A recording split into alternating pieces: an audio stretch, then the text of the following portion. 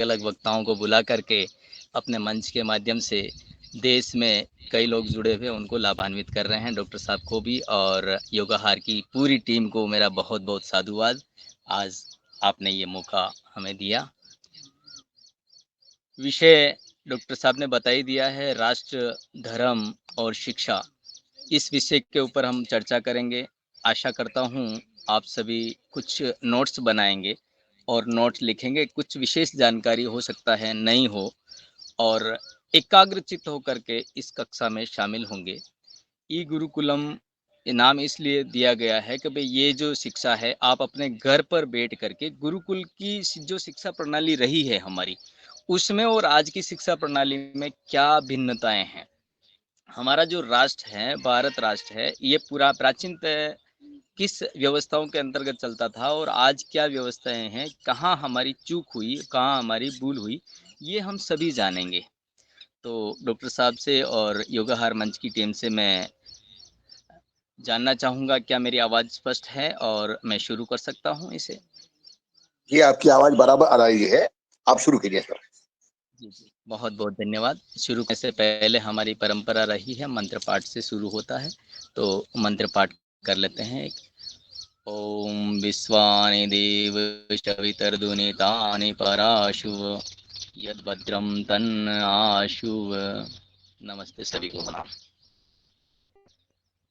हम विश्व में और संसार में भरे इस देश में जीव और जगत प्राणी को देखते हैं। प्राणी में जड़ और चेतन को देखते हैं। जैसा कि संसार में जड़ और चेतन दोनों पदार्थ पाए जाते हैं, तो एक बार हम जड़ को अलग कर देते हैं और चेतन की तरफ चलते हैं। चेतन की तरफ चलने से पहले हम ये देखते हैं कि बुद्धि जो है चेतन में होती है, जड़ में बुद्धि नहीं होती है। और बुद्धि के दो आयाम होते हैं, दो प्रकार होते हैं। क्या यह बुद्धि हमारी अभी आज की जो बुद्धि है उससे भिन्न थी? क्या ये शिक्षा आज की शिक्षा से भिन्न थी? क्या ये शिक्षा बढ़ी या घटी? ऐसा हम विचार करते हैं। विचार करने पर हम पाते हैं कि हमारे पास कई सारी व्यवस्थाएं बढ़ी हैं, शिक्षा बढ़ी है। जैसे कि विमान आ गए हैं। पहले हम बैलगाड़ी में चलते थे, हाथ गाड़ी में चलते थे और पैदल यात्राएं करते थे। आज हमारे पास कई सारे संसाधन हैं। तो मैं आपसे सबसे पहले एक प्रश्न पूछना चाहता हूँ कि ये बुद्धि, ये जो हमारी शिक्षा है, बढ़ी या कम हुई है? मैं मंच के सभी सदस्यों से आग्रह करूंगा, कुछ सदस्य बताएं कि शिक्षा बढ़ी या घटी।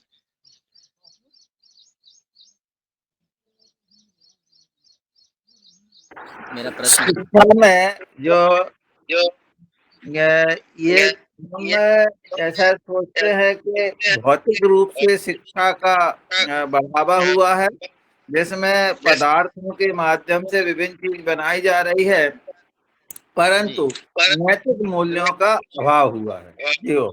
जी, हम देखते हैं पहले हमारे पास बिल्डिंगें नहीं थी, आज हमारे पास विशाल विशाल बिल्डिंग है। पहले हमारे पास कंप्यूटर नहीं थे, आज हमारे पास बहुत सारे कंप्यूटर हैं, रेडार है, सैटेलाइट है, बहुत सारी आधुनिक तकनीकें आ गई हैं। और उन तकनीकों को देखते हुए हमें लगता है कि हमने विज्ञान में भी बहुत ही प्रगति कर ली, हमने साधनों में बहुत ही प्रगति कर ली और हमने बहुत सारी चीज़ें ऐसी ला दी जो पहले नहीं थी या कुछ हमारी भूल हो रही हैं। आइए हम इस पर चर्चा करते हैं। संसार में फैले सारे जनमानस को देखते हैं, तो सारे जनमानस में जड़ और चेतन को देखते हैं या फिर केवल चेतन मात्र को देखते हैं। चेतन यानी कि नॉन लिविंग और लिविंग। लिविंग को हम चेतन कहेंगे और नॉन लिविंग को हम जड़ कहेंगे। करोड़ों अरबों खरबों जीव है जिसके अंदर बैक्टीरिया से लगा करके बड़े बड़े व्हील्स और मछलियां जैसे बड़े बड़े जीव आते हैं जो चेतन की गिनती में आते हैं। हाथी, मगरमच्छ, मछली सारे चेतना की तरफ आते हैं। और इतना ही नहीं, जीवों की अगर बात करें तो मात्र अंजलि में हम थोड़ा सा चुल्लू भर के पानी लेते हैं, उसमें भी हमारे पास करोड़ों जीव मिलते हैं। लेकिन यहाँ पर हम बात करते हैं, इन सभी चीजों को देखते हैं, तो इन सभी चीजों का बुद्धि का स्तर जो है अलग अलग है। बुद्धि का स्तर को हम देखते हैं, बुद्धि का स्तर अलग अलग है और बुद्धि ही एक ऐसी वस्तु है जो हमें पशुओं से अलग करती है, पशुओं से भिन्न करती है। बुद्धि दो प्रकार की होती है, एक तो होती है नैमित्तिक बुद्धि और एक होती है स्वाभाविक बुद्धि। पशुओं में और मनुष्य में ये सबसे बड़ा अंतर है नैमित्तिक बुद्धि और स्वाभाविक बुद्धि। स्वाभाविक बुद्धि की अगर हम बात करें तो स्वाभाविक बुद्धि जो है हमारे से ज्यादा पशुओं में होती है और हमारे में भी होती है, जो स्वभाव से जन्मजात से हमारे पास होती है। इसे हम समझने का प्रयास करते हैं, जैसे कि गाय के बछड़े को हमने पानी में डाल दिया, नदी में डाल दिया या तालाब में डाल दिया, तो वो तैर करके बाहर आ जाएगा, जबकि उसने कभी पानी देखा नहीं।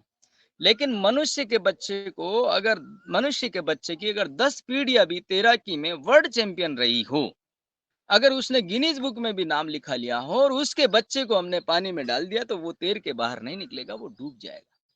इसका मतलब नैमित्तिक बुद्धि। लेकिन इसमें एक विशेष प्रकरण में हम बात कर सकते हैं। मनुष्य को अगर पलवन का सिद्धांत सिखा दिया जाए, अगर आर्किमिडीज का सिद्धांत सिखा दिया है, अगर तैराकी का सिद्धांत सिखा दिया जाए, तो मनुष्य उस बुद्धि को बढ़ा करके इतने बड़े बड़े साधन बना सकता है, जिसमें 500 500 700 लोग एक ही साथ में तैरना जानते हैं, तैर सकते हैं, जिसे हम जहाज के नाम से जानते हैं।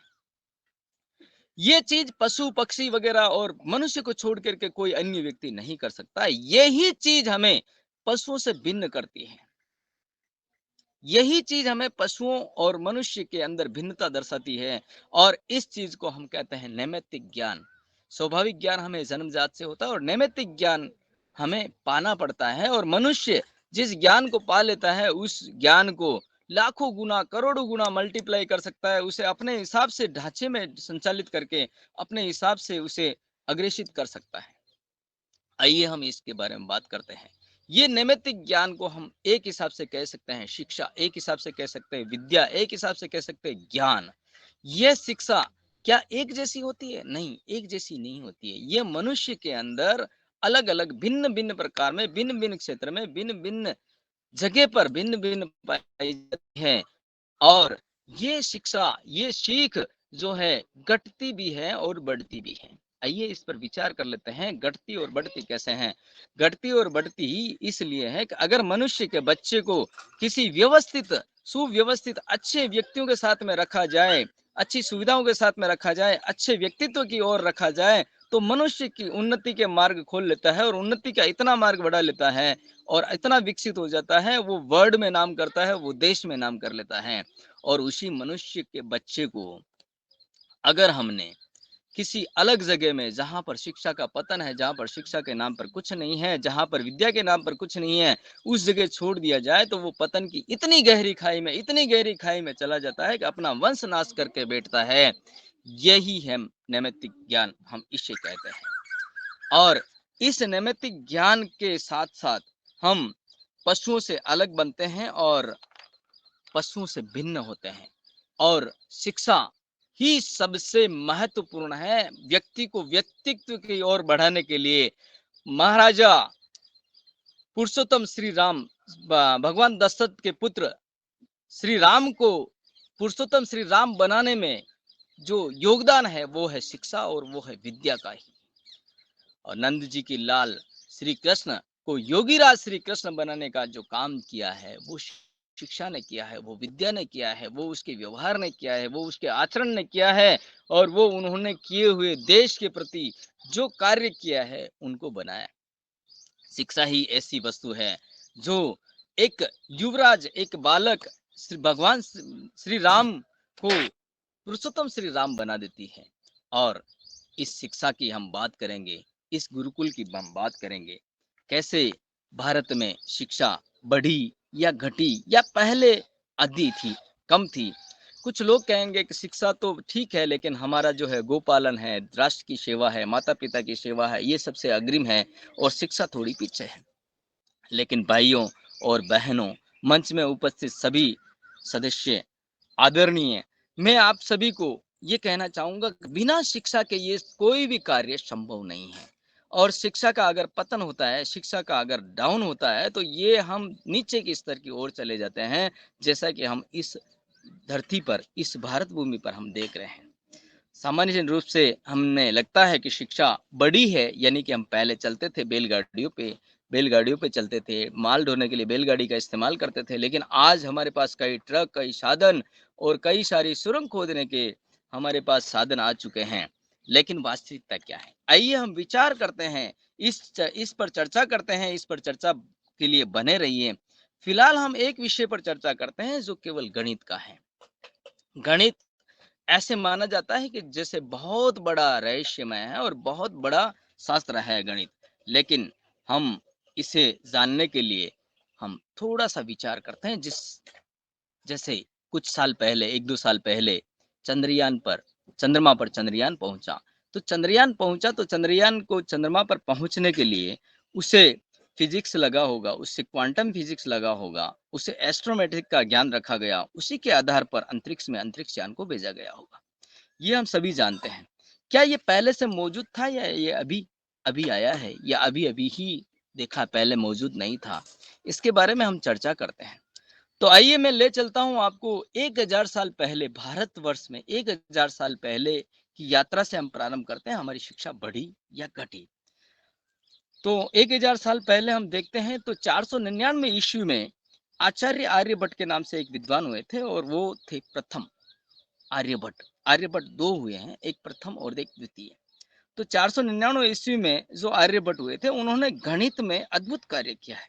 गणित पर ज्योमेट्री पर अद्भुत कार्य किया, यानी कि पाई का दशमलव के 4 अंकों तक यानी पाई इक्वल टू 3.1416 पाई का मान और दशमलव के 4 अंकों तक कार्य करने में आर्यभट्ट ने पहले ही काम कर लिया था। 499 ईस्वी में हमें उनकी पुस्तक में देखने को मिलता है। 628 में आचार्य ब्रह्मगुप्त हुए जिसे आज कैलकुलस के नाम से जाना जाता है और महावीर इंपेरिकल में हुए थे। आर्यभट्ट में द्विघात समीकरण और आर्यभट्टीय नाम का एक ग्रंथ लिखा जिसने पाई के मान को और संशोधन किया गया, जिसे पाइथागोरस के नाम से जाना जाता है, जिसे आज गोधायन के नाम से भी जाना जाता है। और कुछ ही वर्षों पहले नारायण पंडित आचार्य गणित के इतने विद्वान हुए थे जहां जो आज भी विश्व उनके अद्भुत कार्यों को सराहना करता है और उनके ऊपर कार्य कर रहा है। अभी आपको यहाँ पर आचार्य और पंडित शब्द जो सुनने को मिला है, कुछ लोग ये समझते हैं कि आचार्य और पंडित की बात हो रही तो ये धर्म कर्म की बात हो रही थी, लेकिन यहाँ पर धर्म कर्म की कुतई नहीं है बात। ये जो है बातें हैं, ये आर्य और पंडित एक शिक्षित वर्ग, शिक्षित जिनके अंदर ज्ञान हुआ करता था, उनके नाम के पीछे लगा जाता है। आज से लगभग 400-500 वर्ष पहले 400-500 वर्ष की अगर बात करें तो श्रीपति मिश्र नाम के एक विद्वान हुए जिन्होंने पाठ्य गणित और सिद्धांत शेखर के नाम से पुस्तक लिखी और हीरो की जो है भारत ने की खोज अगर 10 भारत नहीं देता तो आज गणित की, आज कंप्यूटर की, आज साइंस की कितनी हम बात कर पाते हैं। ये विचारणीय प्रश्न है, ये विचारणीय प्रश्न है। और आचार्य भास्कर जिन्हें हम भास्कराचार्य के नाम से जानते हैं, जो काल के एक विशेषज्ञ थे, जो बहुत बड़े ज्योतिषी थे। ज्योतिषी का मतलब जो हाथ देखने वाले, जो भाग्य देखने वाले, जिस पर स्टीफन ने काम किया, जिस पर हॉकिंस ने काम किया, जिस पर आइंस्टीन ने काम किया, काल की सूक्ष्म गणना करने वाले सबसे अच्छे जानकारों की अगर हम बात करें तो आर्यभट्ट आचार्य भास्कर हुए थे, जिनके एक प्रकरण आता है उसमें एक कहानी के माध्यम से मैं आपको बताता हूँ। आचार्य भास्कर की एक बेटी थी, उसका नाम था लीलावती। लीलावती और आचार्य भास्कर के समय में एक विशेष व्यवस्था थी जिसमें बाल विवाह और विधवा विवाह नहीं था, मतलब बाल विवाह था और विधवा विवाह नहीं होता था। इस बात को नोट करिएगा, इस बात को जहन में रखिएगा, इस बात को मगज में रखिएगा। बाल विवाह था और विधवा विवाह नहीं था। बाल विवाह का मतलब होता है 8 से लगा करके 10 साल की बच्चों का या उससे भी छोटी बच्चों का विवाह होना। जब उनका विवाह होना तय हुआ था, विवाह करना था, तो उस समय वर ढूंढा गया होगा और वर ढूंढते ढूंढते एक अच्छे से सुयोग्य वर की तलाश में सुयोग्य वर मिला और इसी बीच मुहूर्त की जरूरत, तो मुहूर्त के लिए आचार्य भास्कर से अच्छा सूक्ष्म गणना वाला मुहूर्त कोई नहीं निकाल सकता था। उस समय की अगर बात हम करें तो उस समय पंडित आचार्य भास्कर से अच्छा कोई मुहूर्त नहीं निकाल सकता था। और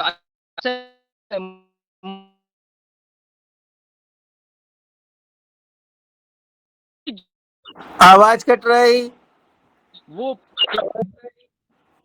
आवाज नहीं आ रही है। हाँ, थोड़ा हट जाओ। अभी आवाज आ रही है? जी।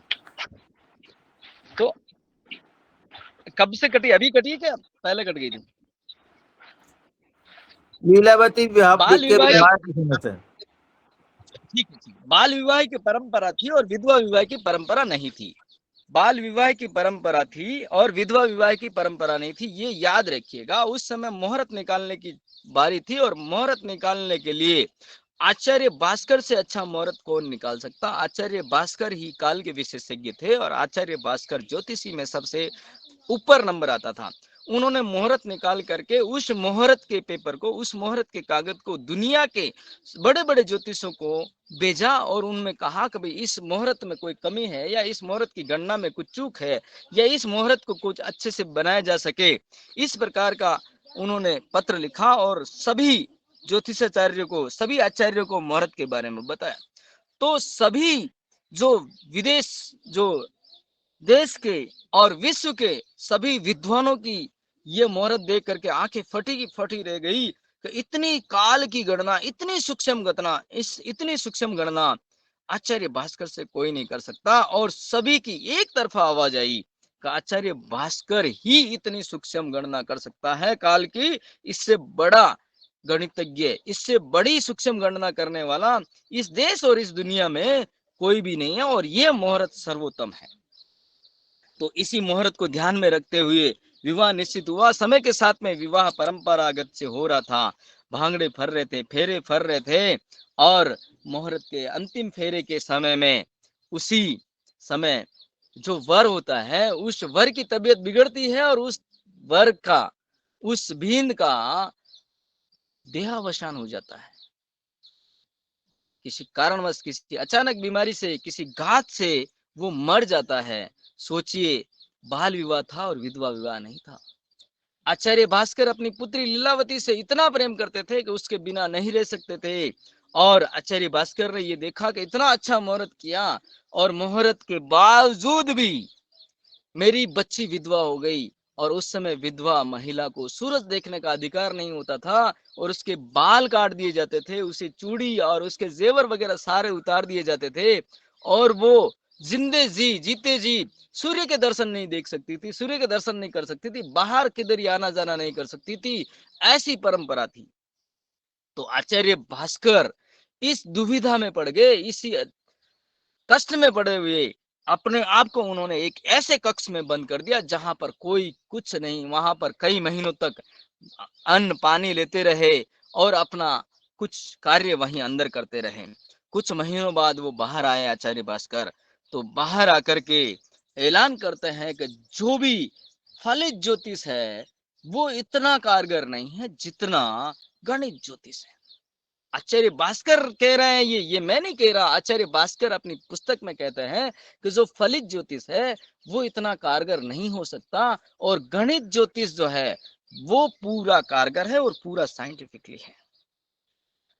तो ये बात सुन करके जो देश में जो लोग थे, जो साथी थे, जो उनके परिचित थे, ये बात सुन करके उन्हें वापिस प्रत्युत्तर देते हैं कि चाहे ज्योतिष अच्छा हो या बुरा हो, गलत हो या सही हो, अब तुम्हारा मुंह कोई नहीं देखेगा, तुम्हारी बेटी का मुंह कोई नहीं देखेगा और तुम्हारी बेटी तो विधवा हो चुकी है, इसे कोई नहीं टाल सकेगा।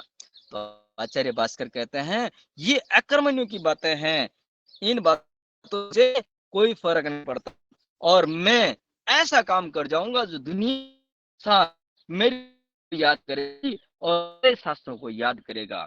तो उन्होंने कुछ महीनों, कुछ समय बाद अपनी बेटी को पढ़ाना चालू किया। वही बेटी जो 8-9 साल की बेटी पढ़ाना चालू किया, उसे गणित पढ़ाना चालू किया और गणित केवल वो आचार्य भास्कर ही उसकी बेटी को नहीं पढ़ा रहे थे, बेटी भी पढ़ने में इतनी इंटरेस्टेड थी, इतनी व्यवस्थित ढंग से पढ़ती थी, इतनी बुद्धि में विलक्षण होती थी कि वह खेल खेल में गणित सीखने का पूरा प्रयास करती थी। वो प्रश्न करती थी अपने पिताजी से कि पिताजी मैंने इस बॉल को, इस गेंद को कई बार आकाश की ओर फेंका है और बार बार फेंकने पर भी, बहुत दूर फेंकने पर भी ये मेरे पास चली आती है, ये धरती के ऊपर वापस चली आती है, ऐसा क्या कारण है पिताजी? तो पिताजी के ने उस प्रश्न के जवाब में आचार्य भास्कर कहते हैं अपनी पुत्री को कि पृथ्वी में एक बल होता है जिसका नाम है गुरुत्वाकर्षण। और बेटी पूछती है ये कैसे उत्पन्न होता है? तो आचार्य जी कहते हैं ये ग्रह के अंदर एक घनत्व होता है, एक डेंसिटी होती है। ग्रह एक दूसरे के चक्कर लगा रहे हैं, इसके बीच एक दूरी है, वह दूरी और घनत्व के गुणांक और गुरुत्वाकर्षण बल पैदा करता है, उसकी वजह से ये नीचे आती है। तो बेटी पूछती है कि क्या ये सभी में समान है? देखिए, इतनी नन्ही बेटी, 8-9 साल की बेटी अपने पिता से, आचार्य भास्कर जी से इतने बड़े बड़े प्रश्न कर रही है, जितने बड़े बड़े प्रश्नों के बारे में आज हम भी नहीं सोचते हैं। और ये पूछते पूछते उन्होंने, बेटी ने पूछा क्या ये सभी में समान होता है? तो आचार्य भास्कर कहते हैं ना ना, ये सभी समान नहीं होते, ये निर्भर करता है उसके द्रव्यमान पर, उसकी दूरी पर, उसके घनत्व पर निर्भर करता है, इसलिए ये सब में एक जैसे नहीं होते हैं और सब एक दूसरे से बंधे हुए हैं। जैसे चंद्रमा अपनी दूरी पर घूमता है, चंद्रमा पृथ्वी के चारों ओर चक्कर लगाता है, चंद्रमा पृथ्वी गुरु जी आवाज आ रही है? नमस्ते जी। जी आ रही है। जी बहुत बढ़िया आवाज आ रही, बहुत अच्छी। स्पीड ज्यादा तो नहीं है?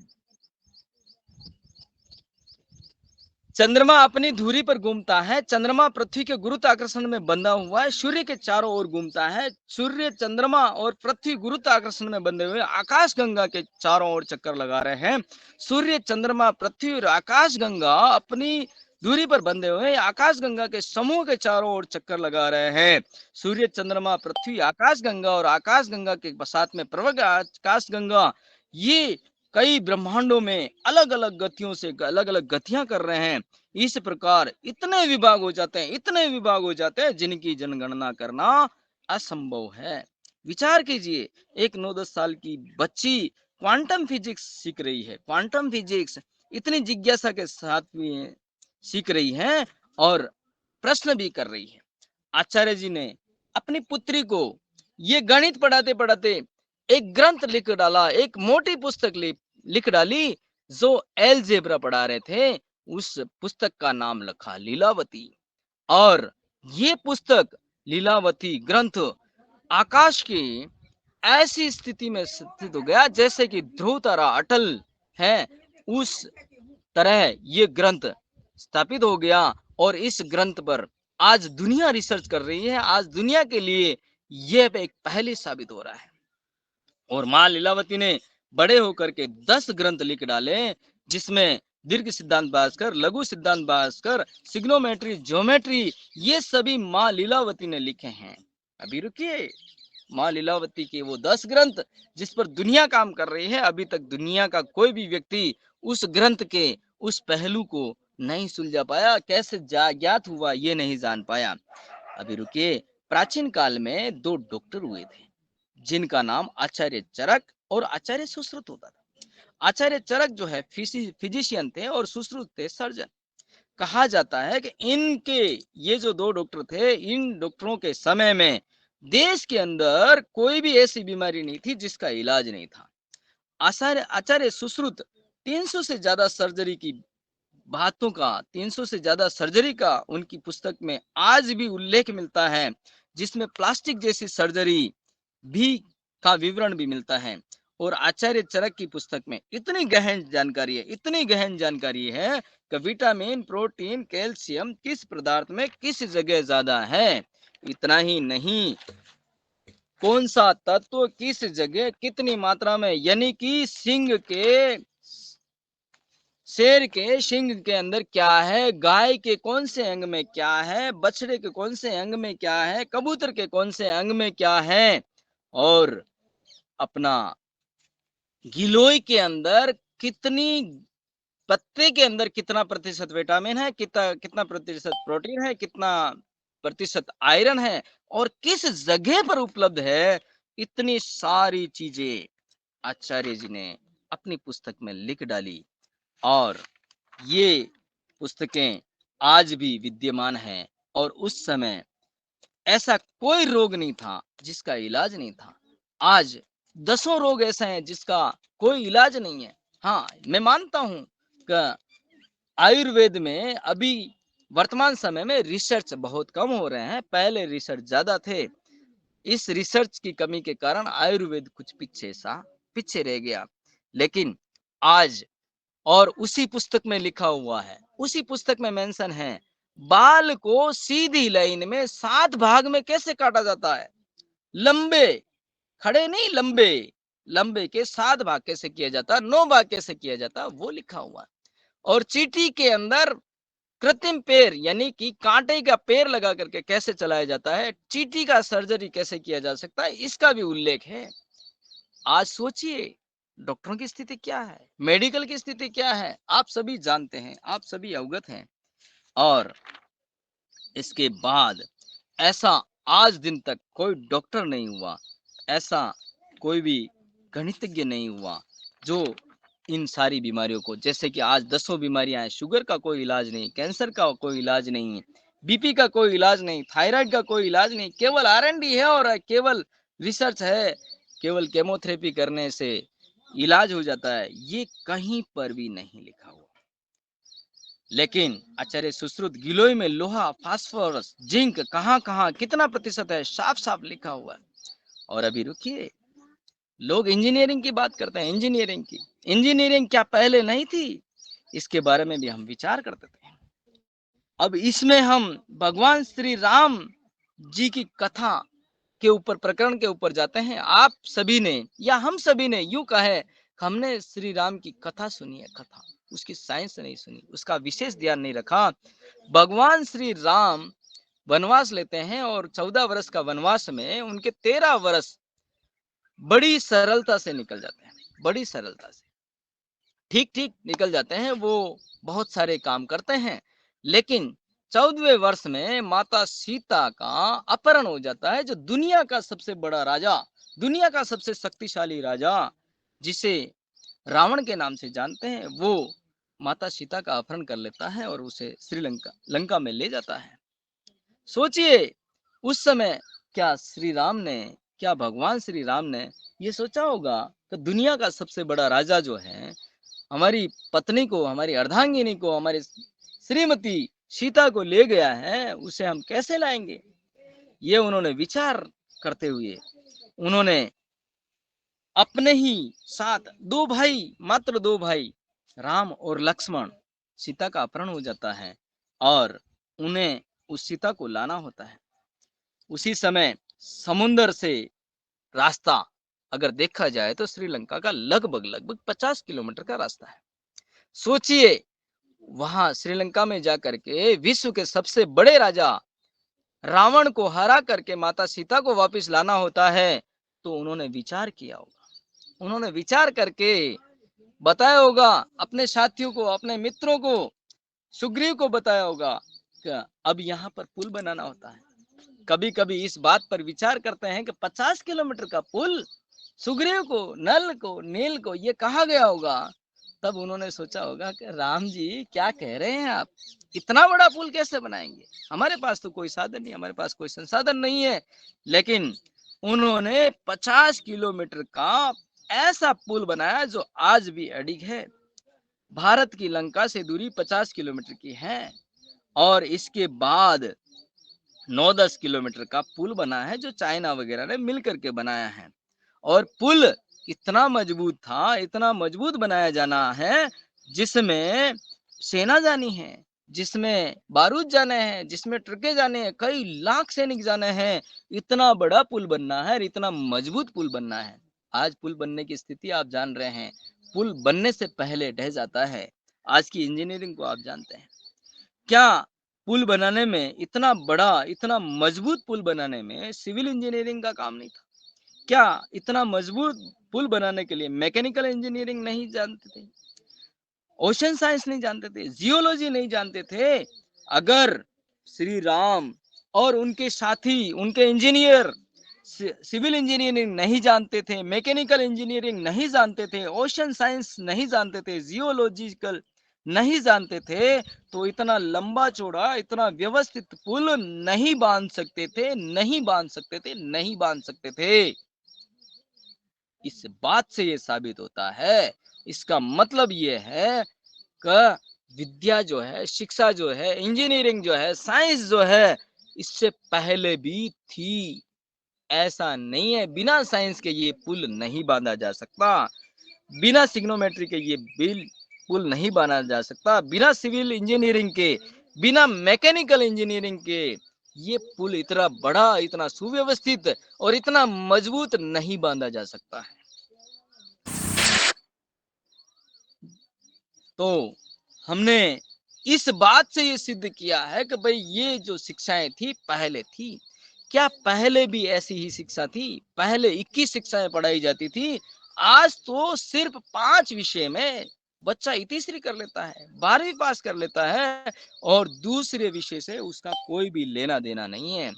अगर वो साइंस पढ़ रहा है तो उसे दर्शन से कोई लेना देना नहीं, अगर वो मैथ से पढ़ रहा है तो उसे दर्शन से और साहित्य से कोई लेना देना नहीं, अगर वो फिजिक्स और केमिस्ट्री और मैथमेटिक्स पढ़ रहा है तो उसे दर्शन और साइंस से कोई लेना देना नहीं है।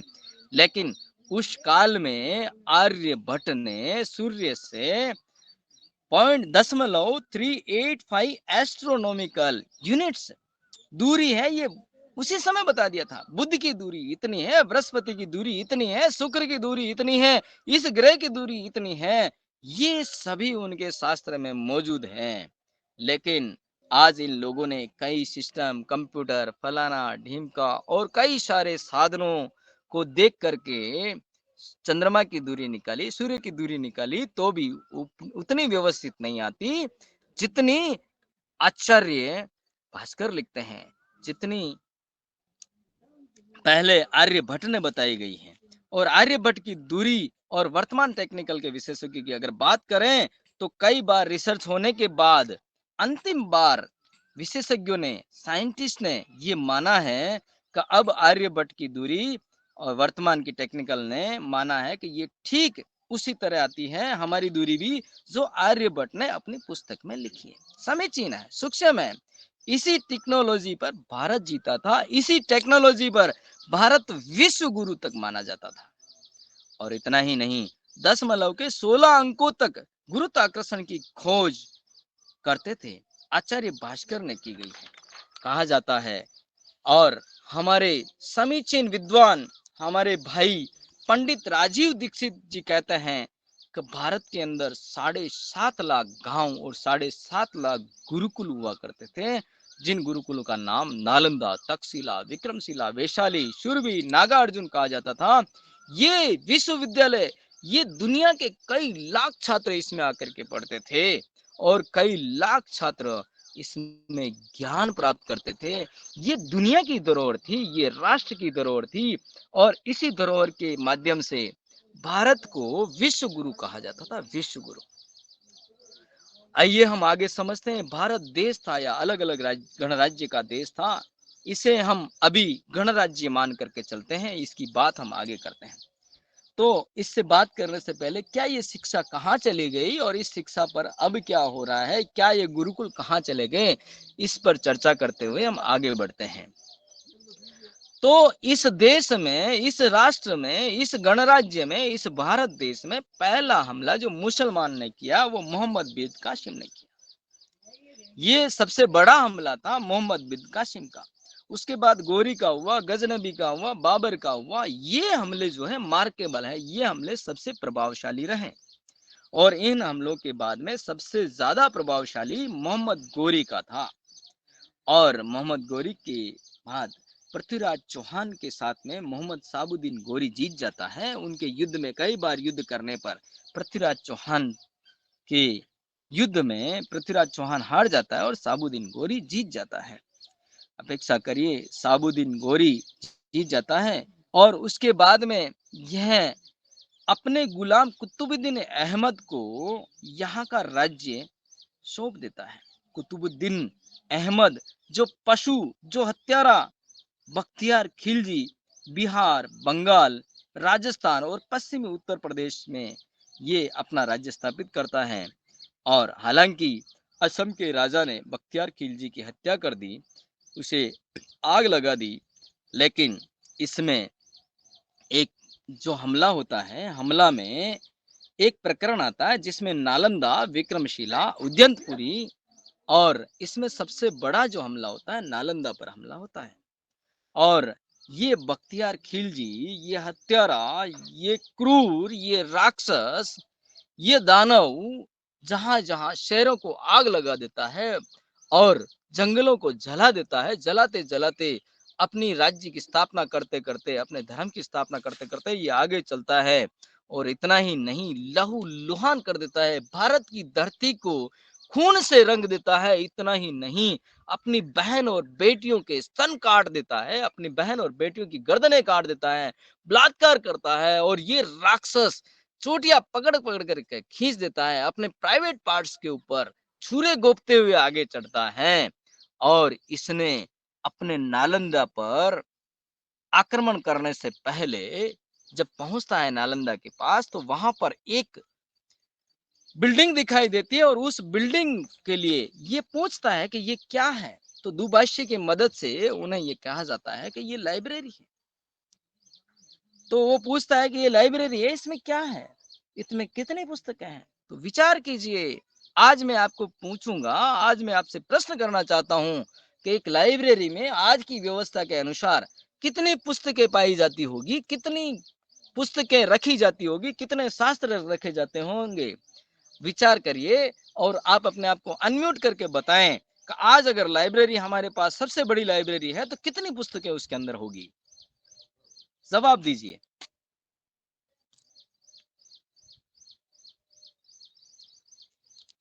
जी, आचार्य शर्मा जी की 3000 किताबें। 3000 किताबें। सबसे बड़ी लाइब्रेरी में कितनी किताबें हैं? सबसे बड़ी लाइब्रेरी।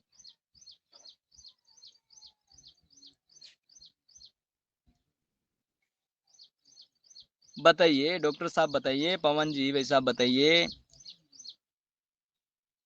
सबसे बड़ी, जितनी बड़ी से बड़ी लाइब्रेरी आप जानते हैं, और कितनी किताबें रखना संभव है, ये बताइए।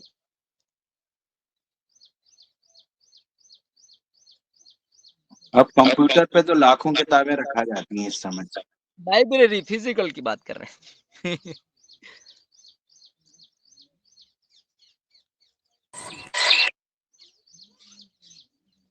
होगी 10-20 हजार, 30-40 हजार, 50 हजार, लाख, 2 लाख, 5 लाख, 10 लाख। इससे ज्यादा लाइब्रेरी की तो हम गणना नहीं कर सकते, इससे ज्यादा लाइब्रेरी की हम सोच नहीं सकते आज की तारीख। क्या ये सही है?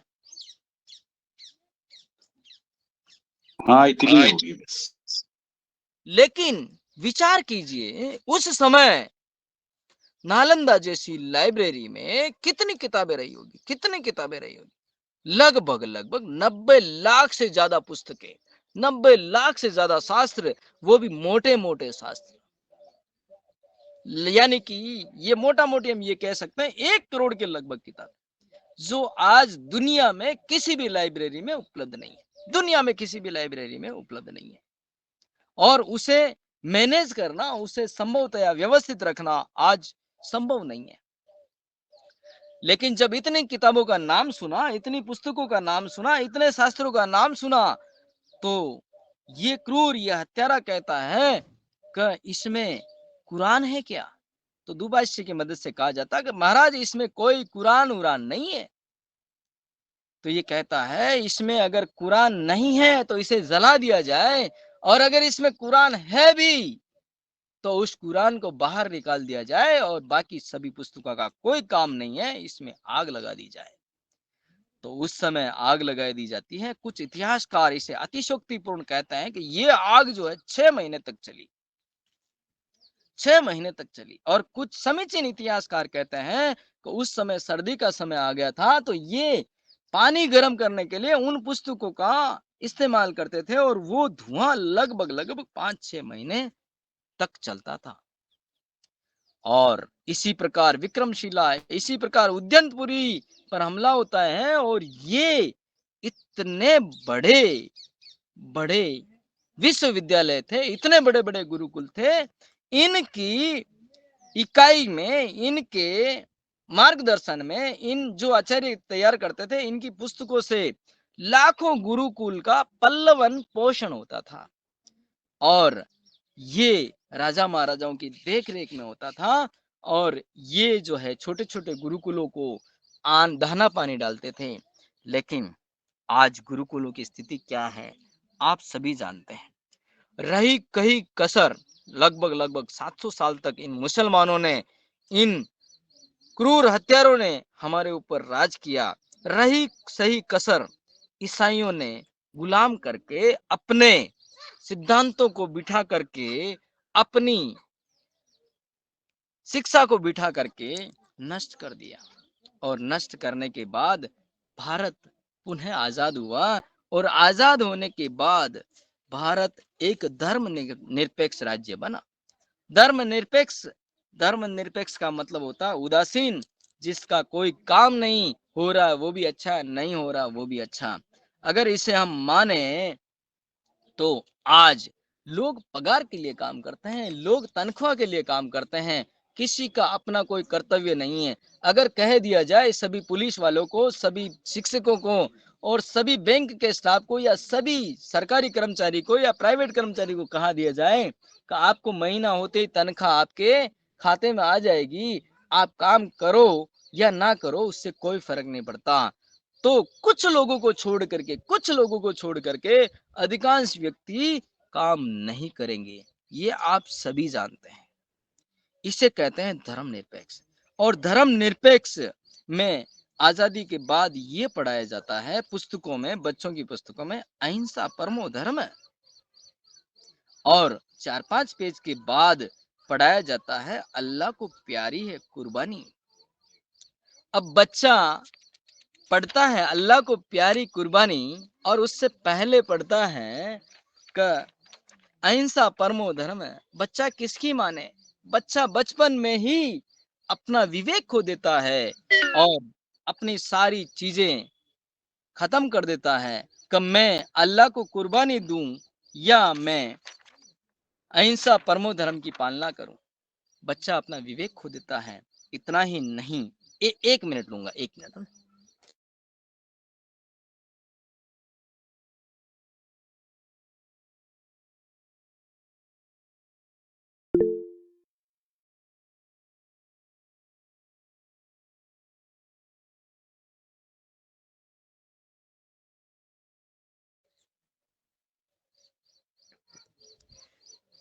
इतना ही नहीं, बच्चा पढ़ते पढ़ते अपना विवेक खो देता है। आज की पढ़ाई की हम बात करें तो जैसा कि माँ लीलावती जो 8 से 10 साल 9 से 10 साल में क्वांटम फिजिक्स पढ़ रही थी, और आज का 9-10 साल का बच्चा क्या पढ़ता है? आज का 9-10 साल का बच्चा पढ़ता है ट्विंकल ट्विंकल लिटिल स्टार।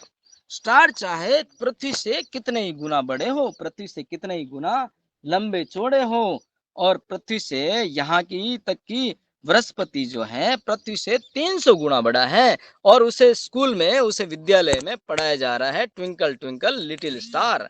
बच्चा ये नहीं पूछता कितना बड़ा है कितना छोटा है। बच्चा आज यस बन रहा है, और उस यस मैन के चलते हम उस शिक्षा के पतन में इतने आ गए कि जो पढ़ाया हम प्रश्न नहीं करते, हम कुछ भी ये कहने लायक नहीं है, और पढ़ाया जाता है Johnny Johnny yes papa, eating sugar no papa. यानी कि बच्चा सुबह लापसी खा करके आया, सुबह सीरा खा करके आया, सुबह चाय पी करके आया, सुबह दूध में शक्कर डाल करके खा करके आया, लेकिन वहां स्कूल में जाने के बाद जोनी जोनी यस पापा ये सीख रहा है। और बच्चा ये सीख रहा है कि जो अपने पिताजी है वो फादर नहीं है, लेकिन एक विद्यालय में लंबा चौड़ा पैजामा पहनने वाला फादर है, और लंबी चौड़ी सफेद साड़ी पहनने वाली मदर है। अपनी माँ को वो मदर माँ ना कहे या ना कहे कोई फर्क नहीं पड़ता, लेकिन विद्यालय में बड़े बड़े पैजामे वाले को अपना फादर मानने के लिए तैयार है आज बच्चा। और आज उन बच्चों के ब्रेन में ये भरा जा रहा है, ये कहा जा रहा है। आज देश की ये स्थिति है कि हम किसी भी तरह से पूरी कोशिश करना तो दूर, हम किसी भी प्रकार का प्रश्न भी नहीं कर सकते। और इसी बात को आप समझ गए होंगे कि शिक्षा का पतन कितना गहरा हुआ है और कितना कंप्लीट तरीके से व्यवस्थित ढंग से इन्होंने किया है। रेवेन्यू रिपोर्ट में 5 lakh Gurukul saint fort college Madras के रिसर्च में एक पेपर मिला है जो 1857 की पेपर में, आज भी आप सर्च कर सकते हैं, भारत की शिक्षा की उच्चता का पतन, आज भी सर्च कर सकते थे। और एडीएम विद्यालय को एक्ट करना 1822 में, एडीएम विद्यालय एडम विलियम्स ने, जिम मिल्स ने लिखा है, उनके पेपर में भी, उनकी पुस्तक में भी ये विवरण मिलता है। तो मित्रों, साथियों, हमारे देश की स्थिति, हमारे राज्य की स्थिति, हमारे राष्ट्र की स्थिति कितनी अच्छी थी और आज हम कितने पतन में चले गए, इस पर विचार करना चाहिए। और अब विचार आ रहा होगा कि अब क्या किया जाए। अब इतना जो होना था वो हो गया, लेकिन अब क्या किया जाए? क्या आप सभी मित्रों से मैं आपको पूछना चाहता हूं, क्या हम वापिस पुनः भारत की धरती पर, इस राष्ट्र की धरती पर, इस राष्ट्र को, इस भारत भूमि को विश्व गुरु बनाने में सफल रहेंगे? आज जो 3 करोड़ थे मुसलमान आजादी के पहले, वो 76 साल में, 70 साल में 30 करोड़ हो गए, यानी कि 70 साल में वो 10 गुना बढ़ गए।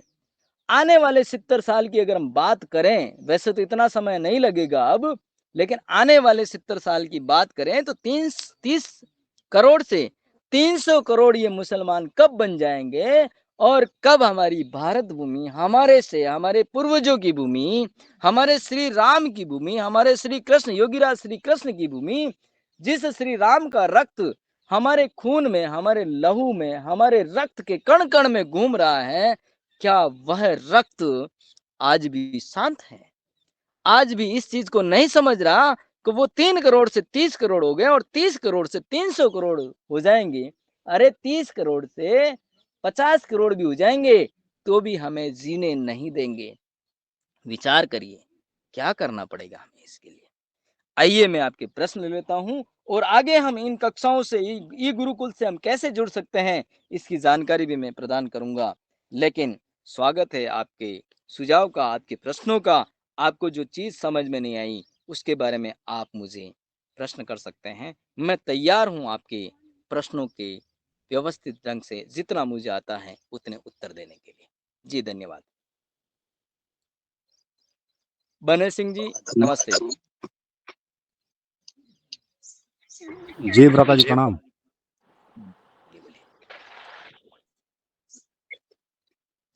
जी बताएं, आपका हैंड राइज है।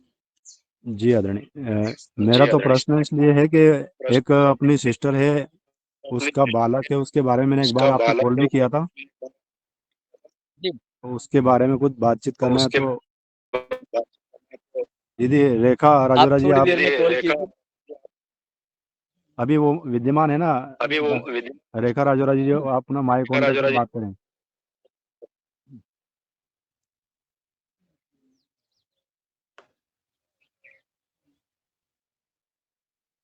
हेलो, जी दीदी हाँ रेखा जी। रेखा जी आपका प्रश्न।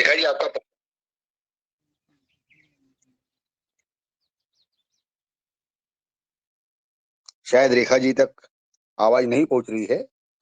मैं रमेश जी से अनुरोध करूंगा कि वे अपना प्रश्न पूछें। जी ओम, सदन को नमन।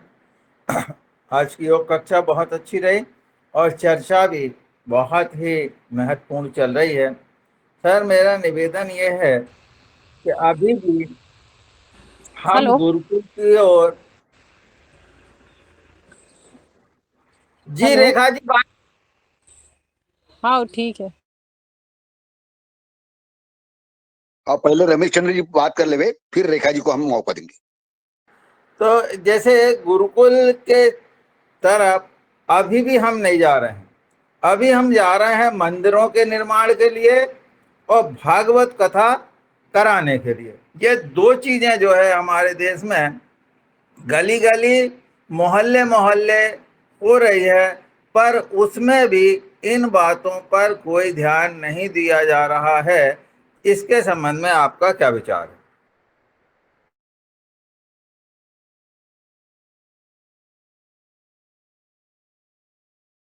जी रणजीत जी। जी जी जो कथा सुनाई जा रही है, भागवत कथा और जो रामायण और जो भी शास्त्रीय कथा, जो भी पौराणिक कथाएं सुनाई जा रही है, उसमें पूरी तरह से गालमेल करके सुनाई जा रही है, जिसे हम योगीराज श्री कृष्ण के रूप में जानते हैं। जो श्री कृष्ण भगवान युद्ध की नीति बनाने वाले और धर्म के प्रति इतने कर्मशील पुरुषार्थ करने वाले रहे, उन्हें हम नचनियों के साथ में नचा रहे हैं और हमारे धर्म कर्म में यही माना जा रहा है। इसके लिए देश की अधोगति का कारण है धर्मनिरपेक्षता। धर्मनिरपेक्षता का मतलब होता है राज्य का अपना कोई धर्म नहीं होता, सभी लोग प्रचार प्रसार से के लिए संपन्न है और कर सकते हैं, सभी धर्मों को सम्मान मान्यता है और यही कारण है हमारे भारत का। लेकिन हमें करना चाहिए अपने पूर्वजों का अनुसरण अनुकरण करना चाहिए। लेकिन हमारे पूर्वज कौन? हमारे पूर्वज अच्छे भी हुए हैं और हमारे पूर्वज बुरे भी हुए हैं, लेकिन हमारे अच्छे पूर्वजों का अनुसरण अनुकरण और उनके बताए हुए मार्गों पर चलना, उन जैसे श्री राम ने गुरुकुल में पढ़ाई की, जैसे श्री कृष्ण ने गुरुकुल में पढ़ाई की, जैसे कई राजा हुए हैं हमारे पास जो पत्थर पे बैठ करके राजा राजा खेलते थे, जिसे हम चंद्रगुप्त के नाम से जानते हैं, वो राजा बनता है। जो शिवाजी कहता है कि इस देश में ये राज्य हमारा है, वो राज्य स्थापित करने वाला छत्रपति शिवाजी बन जाता है। ऐसा हमारा देश था, तो हमें गुरुकुलीय शिक्षा प्रणाली को घर घर तक लाना पड़ेगा और इस शिक्षा प्रणाली को हम चाहे भले ही आज की विद्यालय में पढ़ रहे हैं, लेकिन 1 घंटे की कक्षा हम गुरुकुलीय ई माध्यम से घर पे पढ़ सकते हैं।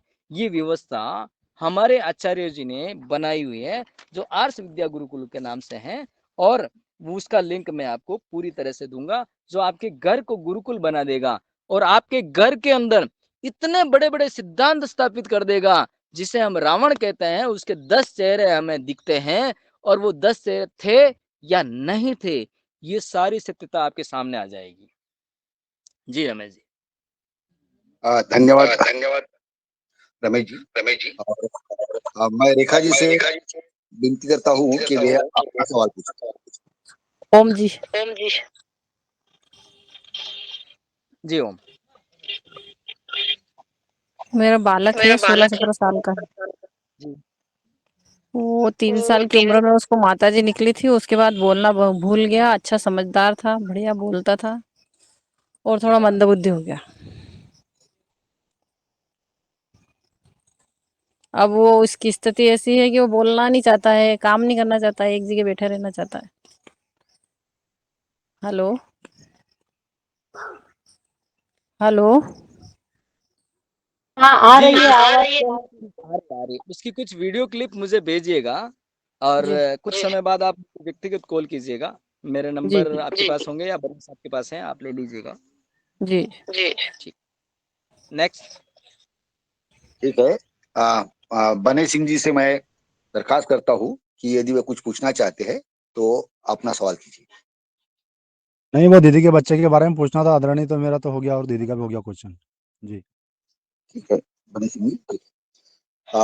अब कोई हैंड रेज दिख नहीं रही मुझे, तो मुझे भी कुछ पूछना है, इसलिए मैं आदरणीय अतिथि जी से बात करना चाहता हूँ कि आपने पूरी हिस्ट्री तो रख दी, और हिस्ट्री के बाद में जो पतन की व्यवस्था है, क्या कारण है वो भी बताए, लेकिन इसका बात का जो पार्ट आपने उसको छेड़ तो दिया है कि ई गुरुकुलम इसमें किस तरह से काम करता है, किस तरह से मददगार होता है, यही इस पे यदि आप प्रकाश डालते तो वो इस मंच के लिए और आगे सोचने के लिए बहुत अच्छा होता था। तो मेरी विनती है कि उस संदर्भ में आप बताइए कि ई गुरुकुलम हम सबके लिए और राष्ट्र के लिए किस तरह से काम करता है। कृपया मार्गदर्शन कीजिए।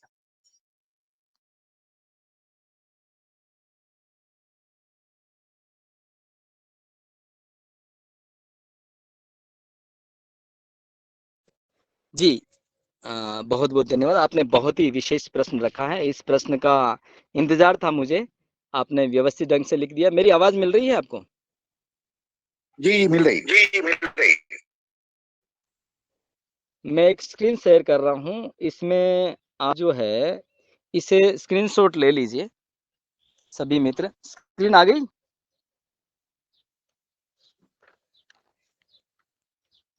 स्क्रीन दिखाई दे रही है?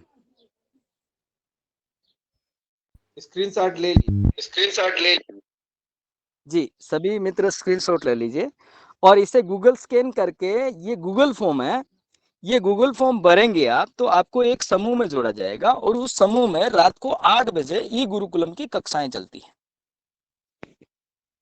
ऑनलाइन कक्षाएं, जो पूरी तरह से निःशुल्क है।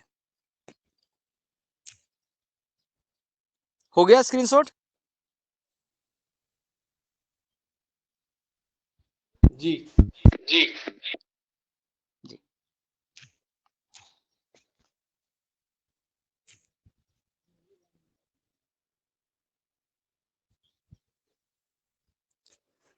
तो ये जो आप फॉर्म भरेंगे, तो ये फॉर्म भरने के बाद में आपको एक विशेष ग्रुप में हमारे जो साथीगण हैं, हमारे जो संयोजक गण हैं, हमारे जो आचार्य हैं, वो आपको एक विशेष ग्रुप में जोड़ेंगे। उसमें आपको रात को 8 बजे वाली कक्षा का लिंक मिलेगा, जो कभी-कभी अवकाश रहता है, उसकी भी जानकारी आपको उसी में मिलेगी।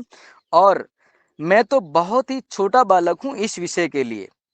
हमारा राष्ट्र, हमारा धर्म और हम इस धरती के लिए हमारा पतन कहाँ से हुआ और शुरुआती दौर से लगा करके अंतिम आज तक की और आगे भविष्य में हम क्या कर सकते हैं, भविष्य के अंदर राष्ट्र को वापस विश्व गुरु कैसे बना सकते हैं, इसकी योजना के ऊपर पूरी टीम कार्य कर रही है, पूरा आर्ष विद्या गुरुकुलम कार्य कर रहा है और कई स्थानों पर देश ही नहीं विदेश तक ये भावनाएं पहुंच चुकी है और लोग इससे जुड़ना चाहते हैं। जी डॉक्टर साहब, और कोई विशेष प्रश्न? मेरा अनुरोध था कि इसमें क्या क्या विषय पढ़ाए जाते हैं, उसका थोड़ा इंट्रोडक्शन भी देता है 5 मिनट में। पूरा विषय तो नहीं लेना, लेकिन क्या क्या पढ़ाया जाता है इस तरह का थोड़ा यदि कथन करे तो अच्छा रहेगा।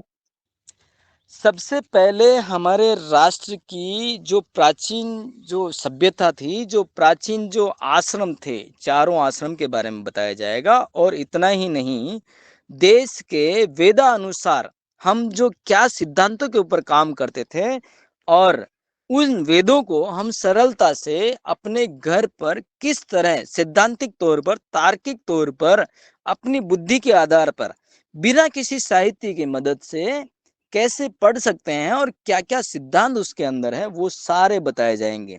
भगवान श्री राम ने क्या पढ़ा था, जैसे जो 21 विषय थे वो कौन-कौन से विषय थे, उन 21 विषयों से निपुण होने के बाद में व्यक्ति क्या-क्या बन जाता है, ये सारा बताया जाता है।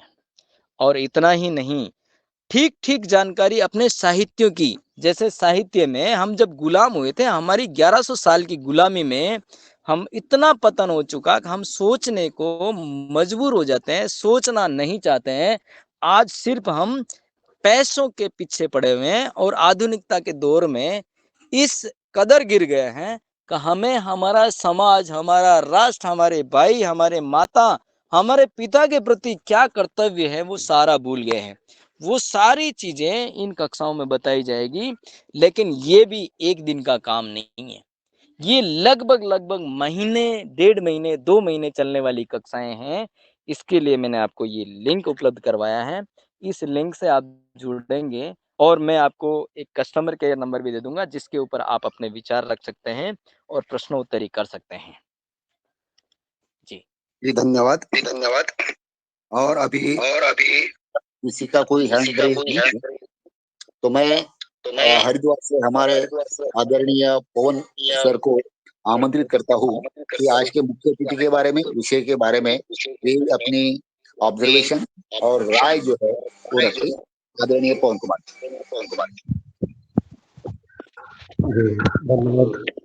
धन्यवाद डॉक्टर दुबे के हमारे मुख्य वक्ता का अभिनंदन कि बहुत दिनों बाद आज आप पुनः इस मंच पर आए हैं। बहुत सुंदर आपने प्रस्तुतिकरण दिया है। आज की चर्चा ई गुरुकुलम के ऊपर जो है, और बहुत सारे प्रश्नों का समाधान भी हो गया है। मैं ये जानना चाहता हूँ, मेरा प्रश्न ये है कि जो ई गुरुकुलम की कक्षा 1 महीना या 2 महीना आप कह रहे हैं कि लगातार चलेगी प्रतिदिन शाम को कुछ दिवस छोड़ करके, तो इसके जब ये जानकारी हमें मिल जाती है, जो भी ग्रुप को जानकारी मिल जाती है, उसका एक समय सीमा समाप्त हो जाती है, तो उसके पश्चात वो व्यक्ति क्या कर रहे होंगे या उनसे क्या अपेक्षा की गई है और वो उसके आउटपुट क्या आपको नज़र आते हैं, उस बारे में आपका क्या विचार है? और क्या चीज़ हम उससे अचीव कर पाएँगे? मिनिमम मतलब एक तो हमारा ज्ञान तो बढ़ ही गया, जानकारी हमें मिल गई, लेकिन उसके आगे क्या करने का विचार है? क्योंकि हम चर्चा हो जाएगी, लोगों की समझ विकसित हो जाएगी, लेकिन उसको एक्शन में किस प्रकार से परिवर्तित करने के बारे में आपकी कोई रणनीति है, कोई विचार है? तो उसके बारे में आप बताइएगा। बहुत ही सुंदर और विश्वसनीय और लोगों के कार्य का प्रश्न किया है। बहुत ही संक्षिप्त में आपने बहुत बड़ा प्रश्न कर दिया है। इस प्रश्न के बारे में लोग विचार नहीं करते हैं, विचार तक नहीं करते हैं। आपने बहुत ही अद्भुत प्रश्न किया, बहुत-बहुत साधुवाद आपको इस प्रश्न के लिए। जिस कार्य के लिए आचार्य जी, अपने श्रीमान जी, रामदेव जी कार्य कर रहे हैं, जिस कार्य के लिए हमारे आचार्य योगेश भारद्वाज जी काम कर रहे हैं, जैसे कि हम राष्ट्र की समस्याओं की अगर हम बात करें, तो राष्ट्र में हम केवल और केवल दिल्ली एनसीआर की बात करें तो दिल्ली एनसीआर में आज 24 घंटे में हम नींद से उठते हैं और 6 से 7 बलात्कार हो जाते हैं, कई हत्याएं हो जाती है, सैकड़ों महिलाएं, सैकड़ों बच्चे हमारे निर्मम हत्या से मारे जाते हैं। और आज ये कितना परसेंट है आप जानते हैं? 7 से 10% या 20% होंगे, तब हमारी ये स्थिति है। क्या हम निहत्थे हो गए हैं? और उसके अलावा क्या हम इनसे लड़ करके, क्या हम इनसे युद्ध करके इस राष्ट्र को बचा पाएंगे? ये प्रश्न भी विचारणीय प्रश्न है। और आज लगभग 90 लाख जो हमारे योद्धा जम्मू कश्मीर में बैठे हैं, उसके बावजूद पहलगाम जैसी घटना हो जाती है, जिसे हिंदू पूछ-पूछ करके मारा जाता है, जिसे हिंदू पूछ-पूछ करके गोलियां लगाई जाती हैं। क्या ये देश आगे चल के हमारी सुरक्षा कर पाएगा? क्या ये जवान हमारी सुरक्षा कर पाएंगे? क्या हम घर से हथियार लेकर के निकलेंगे, फिर भी क्या हम इस देश की सुरक्षा कर पाएंगे? तो यहाँ ये विचारणीय प्रश्न है और इससे हमें नहीं लगता कि हम किसी भी कारण युद्ध की स्थिति में युद्ध से इन लोगों से जीत पाएंगे। इन लोगों से जीत पाएंगे तो सिर्फ अपने सिद्धांतों से जीत पाएंगे। जिस प्रकार कौरव और पांडव का युद्ध आपने अच्छी तरह सुना है, पांडव के पास सेना न के बराबर थी और कौरवों के पास अरबों की संख्या में, लाखों की संख्या में सेना होते हुए युद्ध की रणनीति जानने वाले श्री कृष्ण भगवान ने अर्जुन को ज्ञान दिया और अर्जुन ने इतना अच्छा युद्ध लड़ा, उसे पांडवों की जीत कही जाती है। श्री राम और की बात अगर कम बात करें तो श्री राम जी और लक्ष्मण जी मात्र 2 भाई, दुनिया का सबसे बड़ा राजा जो रावण, जिसके पास धन संपदा और आधुनिकता, आज का अमेरिका कहा जाने वाला उस समय का अमेरिका था श्रीलंका, जिसे जीतने में कामयाब हुए 2 भाई, युवराज 2 भाई, राजा दशरथ के बच्चे 2 भाई, उसे युद्ध की रणनीति बता दी।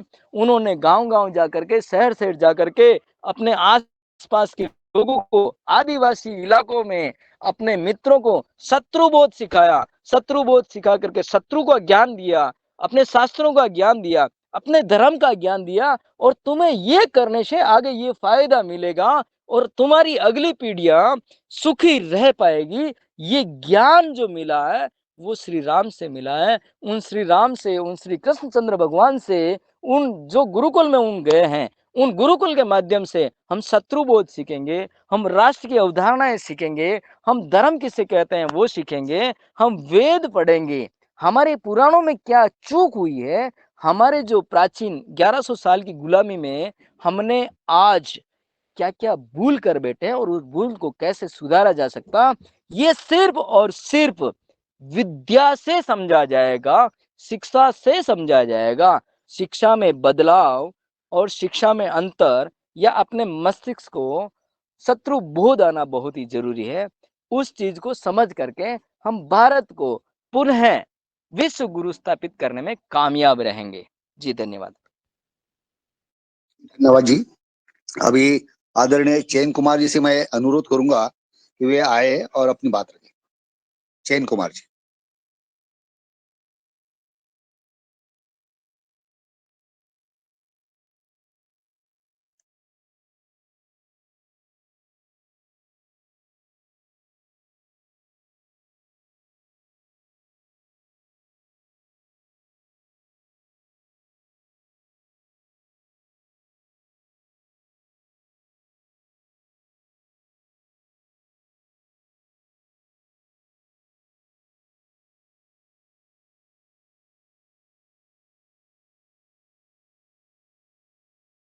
जी चैन कंवर जी, कोई प्रश्न बन रहा है, अपने आप को अनम्यूट कीजिए और प्रश्न कीजिए। चैन कुमार जी, अपनी बात रखिए। शायद वो अनम्यूट नहीं कर पा रहे हैं, कोई और मित्र। हाँ, मुनीलाल जी भाई साहब की भी आवाज नहीं आ रही है। मैं रंजना बहन जी को आमंत्रित करता हूँ कि वे अपनी बात रखें।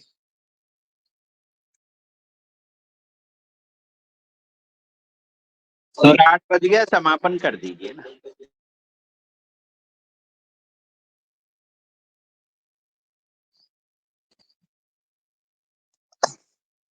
आज की कक्षा बहुत अच्छी रही और पुराना इतिहास जो है, प्राचीन भारतीय संस्कृति में विज्ञान का क्या स्थान था और राष्ट्र धर्म का क्या स्थान था, नालंदा आदि विश्वविद्यालयों के बारे में भी हमें उजागर किया गया। और फिर से अपनी जो संस्कृति थी, अपना विश्वगुरु बनने का जो सपना है, उस संदर्भ में पुराने संदर्भों को लेके हम आगे की यात्रा हम आगे विकसित कर सकते हैं और एक भाग्यशाली शक्तिशाली भारत बना सकते हैं। इसके बारे में आज जो उजागर किया गया, साथ ही एक लिंक दी गई और उसके माध्यम से आगे भी ई कुलम के माध्यम से हम आगे की विचारधारा को अपना सकते हैं, समझ सकते हैं, उस पर चर्चा भी कर सकते हैं। इसके बारे में भी उजागर किया गया है। तो मैं मुख्य अतिथि जी को धन्यवाद देता हूँ। इस ग्रुप में जुड़े हुए जो भी हमारे साथी है, सहयोगी है, विचारक है, उनको प्रति भी मैं धन्यवाद प्रदान करता हूँ। और साथ ही साथ अभी लगभग समय पूरा हो चुका है, तो आज की कक्षा यहाँ पे समाप्त होती है।